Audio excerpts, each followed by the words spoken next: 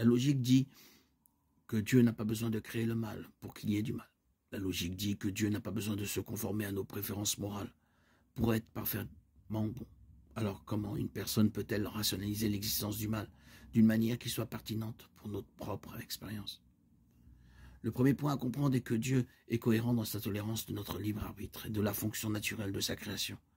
Il s'avère que c'est le fait que Dieu soit cohérent dans ses comportements moraux qui exaspère grandement le sceptique.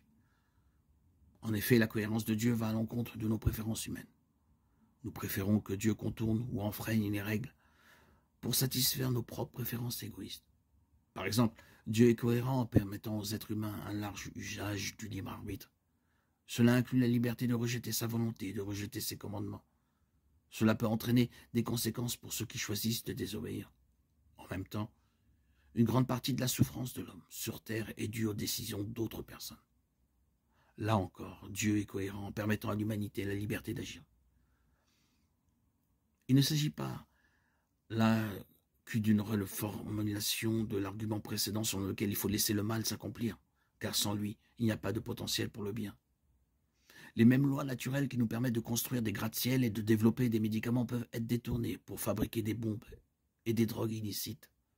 Ce sont les mêmes lois qui produisent des tremblements de terre et des ouragans.